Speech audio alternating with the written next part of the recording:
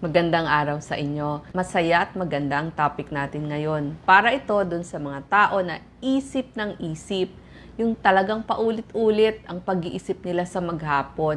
So, paano ba ito maiaalis sa inyong isipan? Ang tawag dito sa Ingles, overthinking. Pero, part din ito ng inyong nervyos. Ano ba yung overthinking o sobrang pag-iisip? Yan, overthinking. Hindi ito sakit, yung overthinking, pero ito ay parte o sintomas ng depression o kaya ng nervyos, ng anxiety, yung pagkabalisa. Ang isip ng isip, paulit-ulit na may iniisip dun sa kanyang brain, dun sa kanyang utak. Hindi na siya makagawa ng iba. Sobra na yung pag-alala niya. Nagwo-worry na siya, parang paralyzed na kasi sa dami ng iniisip, di na makagawa ng iba.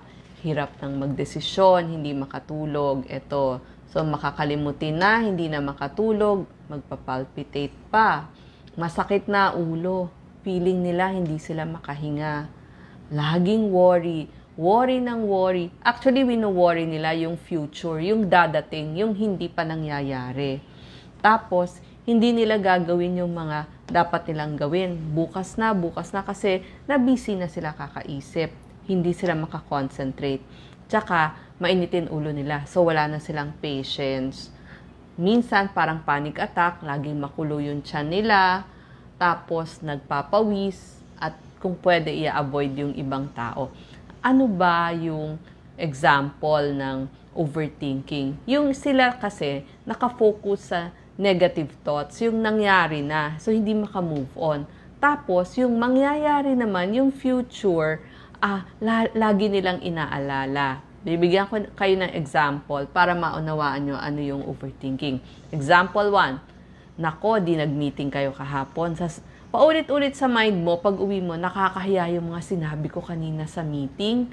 Parang mali. Baka sabihin nila, wala akong alam. Yan, example yan. Tapos paulit-ulit ka sa nangyari, yung kahihiyan na nangyari, hindi naman pala nakakahiya.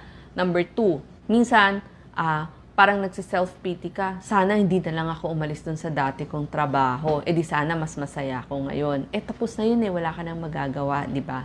Or number 3 example, hindi ako naturuan ng mga magulang ko maging confident. Kaya ngayon, insecure ako. So, naninisi pa. Pero, sa totoo naman, hindi naman ganun yun nangyari. Ang mga nag-overthinking din, pine-predict na nila or inuunahan na nila yung pwedeng mangyari. So, iisipin na nila. Halimbawa, may recitation, presentation bukas. Sabihin na, naku, mapapahiya ako sa presentation ko bukas. Makakalimutan ko lahat ng dapat kong sabihin. So, inuunahan mo na yung sarili mo, yung future. Hindi ako magkakaroon ng pera pagtanda ko. Mawawalan kami ng pera. Wala na akong gagastusin. Hindi pa naman nangyayari yun. May panahon ka pa naman para mag-impok at mag-ipon ng pera.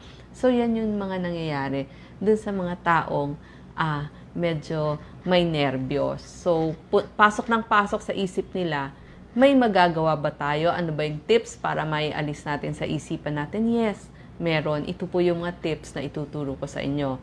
Number 1, magkaroon lang tayo ng thinking time.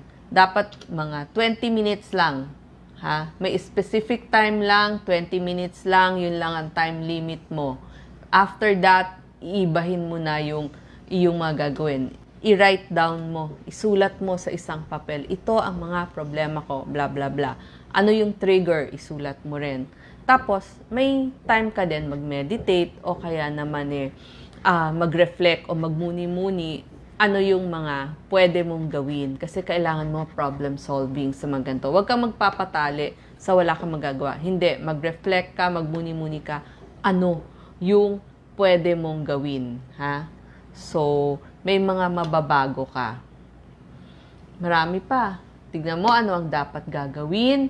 Tapos, mag-problem solving ka, i-accept mo yung best na pwede mong gawin, at isipin mo lahat naman ng tao, nagkakamali, walang perpekto.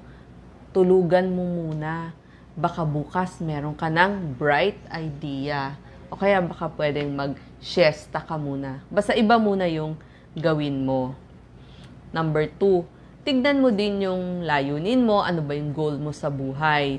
May ebidensya ba? May rason ba yung pinagkakaabalahan mong pag-isipan? Ngayon, kung wala at hindi naman makakatulong sa'yo, manong tanggalin mo na sa iyong isipan. Number 3, di ang dami-dami mo nang iniisip, no? Relasyon, maliit na bagay, malaking bagay, pati yung yung iyong kakainin, iniisip mo mabuti, pang self-care, ang dami-dami ng question dyan o kaya paulit-ulit ng mga topics dyan sa isipan natin. Humingi ka ng tulong doon sa mga taong pinagkakatiwalaan mo, yung mga trusted mo. Pwedeng kaibigan, pwedeng pamilya, pwede yung spouse mo, yung kabiyak mo. So sila, mag-brainstorming kayo. Baka naman may solusyon dun sa mga ikinakatakot mo. At saka baka matutulungan ka nila dun sa problema mo. Number 4, gumawa ka rin ng ibang bagay. Mag-exercise ka. Nakakatulong kasi exercise, maglabas ng endorphins. Ito yung mga good hormones. Tapos mag-change channel ka. Sabi nga, i-change. Palitan ng channel. Anong pwede? Pwede ka mag-hobby, mag-cooking, kumanta, magbasa, mag-arts, mag-drawing. Change channel. Yan ang mga pwede mong gawin. Ngayon, pag may mga sintomas na yung kanina nga, hindi ka na makatulog, stress ka na, nag-irritable bowel ka na, nag-LBM ka na, nagsusuka ka na, himingi na tayo ng tulong sa psychologist. Ito yung kakausap sa'yo ng matagal. Ito kasi parang life coach mo yan baka may magandang masabi siya sa'yo. Pag hindi na talaga makatulog, hihingi din tayo ng tulong sa psychiatrist kasi sila yung mga doktor na nagbibigay ng gamot para mas slow down yung utak natin at makatulog tayo. Anyway, sometimes pansamantala lang naman yung mga gamot. Tsaka magaganda na po yung mga gamot ngayon. So, kailangan natin. Medyo mahal lang po ang psychiatrist at psychologist. Pero kung meron kayong kamag-anak na psychologist, baka pwede kayong matulungan. Ito, number 6, train your brain na maging positibo lagi. Paano magiging positibo ang ating utak? Kailangan mapagpasalamat tayo sa lahat ng bagay. Tapos yung mga paulit-ulit na magagandang nangyari, pwede mong ilagay sa brain mo para matakpan yung mga negative thoughts na pumapasok doon. So, i-train mo na matakpan. So, yan, tanggalin. Train your brain. Tapos mag-focus ka paano mare-resolve yung problema. Siyempre, minsan may mga bagay wala naman sa iyong control. Pero, may mga bagay din na meron kang pwedeng gawin. Ano bang strategy ang gagawin mo? Anong effort? So, anong pagsisikap kailangan mo? Tsaka yung attitude mo, paano mo gagawin? Yung dating ba, yung gagawin mong ugali, kailangan ba isang masayahin? Iyon yung mga bagay na kontrolado mo at magagawa mo. So, doon tayo mag-focus. Tanggalin mo yung takot, gawin mo yung best na pwede mong gawin. Yung magpasalamat ka sa lahat ng bagay. Tapos ito yung ilalagay mo sa mind mo. Kaya mo yan, maswerte ako. Malakas pa ako para gawin lahat yan. Mahal ko ang mga taong makakausap ko at confident ako para gawin ang mga bagay na to. So, takpan mo lahat ng negative. Paulit-ulit mong ilagay yan sa isipan mo. Dapat mas marami yung ganon. Mas maraming positive dun sa ating utak. Tapos, isa pa, number 9, pwede tayong mamasyal. Maganda daw nakikita yung nature. Kasi mas nare-relax tayo. So, pwede tayong mag-walking, mag-exercise doon, mag-hiking. Kung meron sa inyong tabing dagat, dito sa atin, pwedeng Manila Bay o yung tabing baybay dagat. Kung kayo nasa probinsya, tabing ilog, maligo kayo dyan. O kung maraming trees na for hiking, may pagka-forest doon sa lugar nyo, maglakad-lakad kayo. Kailangan nyo yan. Umiba ng tanawin. Kasi marerelax kayo pag maganda din yung tanawin. Laging tinuturo ni Doc yung deep breathing exercises. Uupo kayo, relax ang leeg, relax ang balikat, inhale, 1, 2, 3, 4, pigil. Inhale through the nose. Pwede nyo nga pong ilagay yung inyong kamay, isang kamay sa dibdib, yung isa sa tiyan, para nararamdaman nyo kung tumataas yan. Tapos pigil, tapos saka i-exhale ng mababaw, ng mabagal dito sa inyong bibig. So, inhale through the nose, exhale through the mouth, dahan-dahan. Tapos, repeat. Yan. Yan yung mga pwede nyong gawin. Yung mga exercises. At, isa pa, gumawa ng magaganda sa inyong kapwa. Pwede kayong tumulong, mag-focus.